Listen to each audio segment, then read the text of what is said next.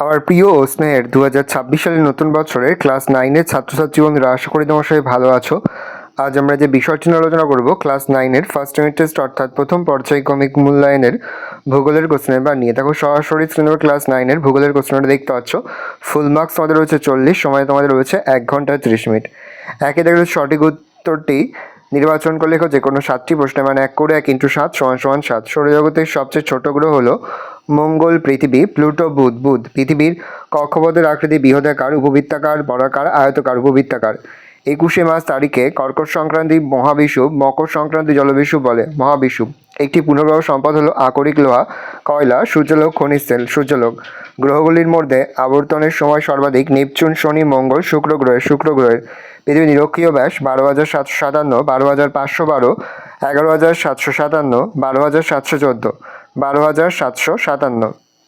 মানবিক সম্পদের উদাহরণ হলো সূর্যকিরণ, শ্রমিক, জল, মৃত্তিকা। শ্রমিক ভারতের প্রাচীনতম তৈলখনি হলো মুম্বাই হাই, মুররান, অশোকনগর, ডিগবয়। ভারতের প্রথম জলবিদ্যুৎ কেন্দ্র গড়ে ওঠে সিদ্রাপাং, শিবসমুদ্রম, ভাকরা, সর্দার সরোবরে উত্তরে সিদ্রাপাং। পরে হচ্ছে 2 দাগে ক, নিম্নলিখিত প্রশ্নগুলি শুদ্ধ হলে শুদ্ধ এবং অশুদ্ধ হলে অলেখ যে কোনো 3টি। দেখো, বেশ কয়েকটি রয়েছে, 3টি করতে হবে, ভালো করে দেখে নাও।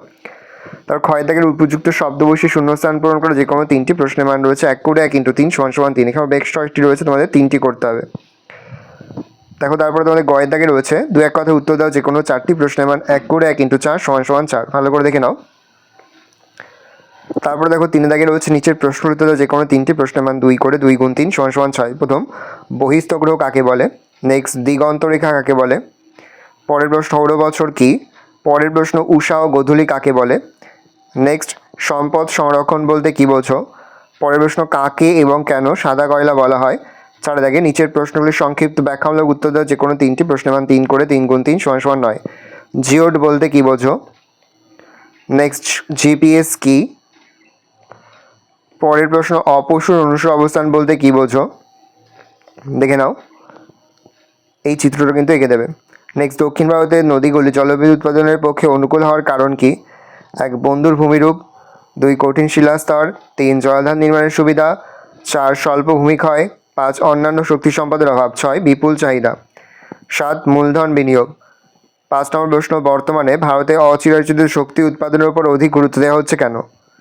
1 দিয়ে পয়েন্ট করবে ক্ষয়িষ্ণু শক্তি সম্পদ, 2, অফুরন্ত অচিরায়িত শক্তি, 3, পরিবেশ দূষণ কম, 4, সীমিত জলবিদ্যুৎ, 5, ব্যয় কম, দাম কম, 6, সহজলভ্য।